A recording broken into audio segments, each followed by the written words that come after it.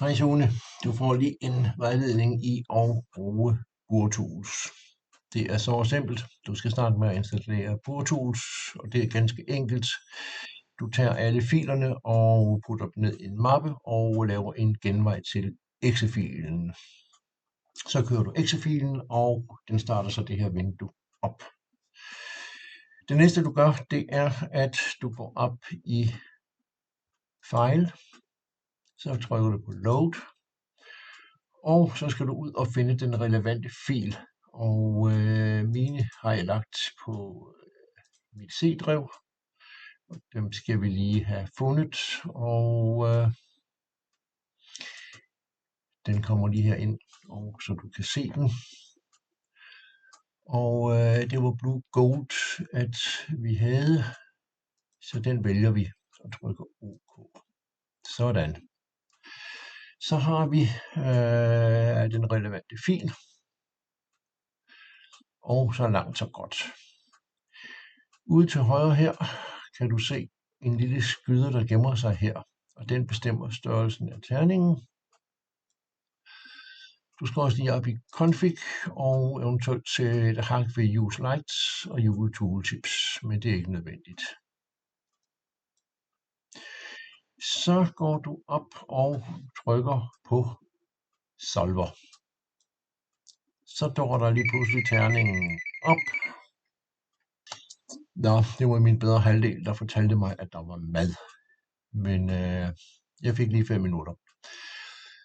Der har du terningen. Den kan du dreje rundt på alle ledder og kanter. Hvis du går op og trykker på den der, så kan du få de enkelte brikker og se, hvordan de ser ud.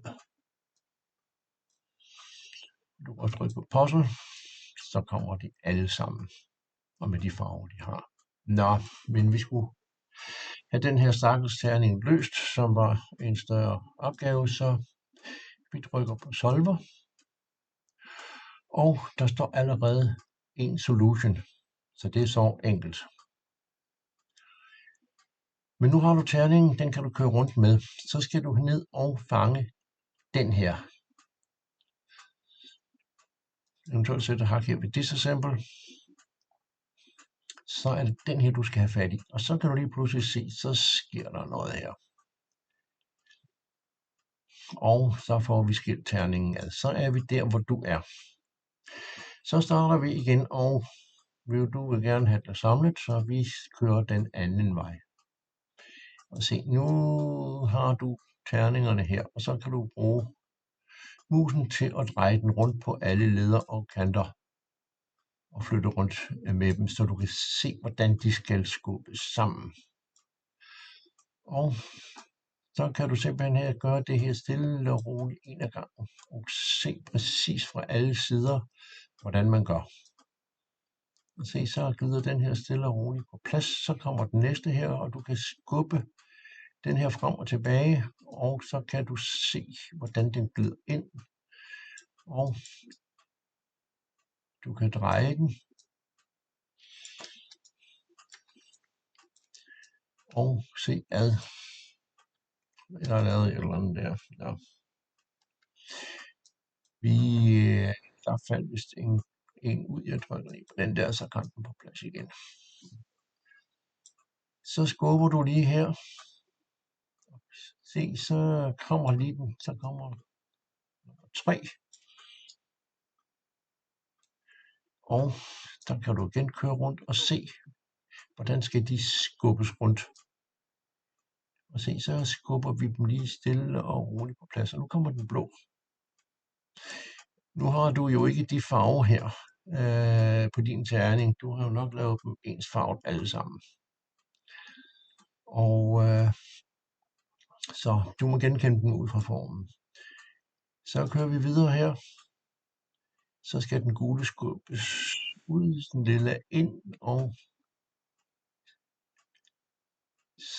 så skubber vi lige stille og roligt rundt. Og se, så glider den på plads. Og alt det her, det kan du gentage fuldstændig som du vil. Så kører vi tilbage, og du kan gøre det i slow motion. Og du kan gøre billedet større og mindre, afhængig af, hvordan du gerne vil have det, hvis du vil have lidt mere overblik over det. Jeg må indrømme, at vi sad 2, og den ene styrede musen, og den anden samlede den. Så kører vi tilbage igen. Og sådan en fil her, som du har set her, er der med alle de terninger, jeg har sendt dig. Den store terning med de 11 kan du ikke løse på den her måde, men der har du fået en STL-fil, og hvis du putter den ind i sliceren, så kan du jo slice den, og så kan du se, hvordan brikkerne skal sidde. Det var lige en kort vejledning til, hvordan man skal gøre. Så nu burde du kunne løse den, præcis som du gerne vil. Slut.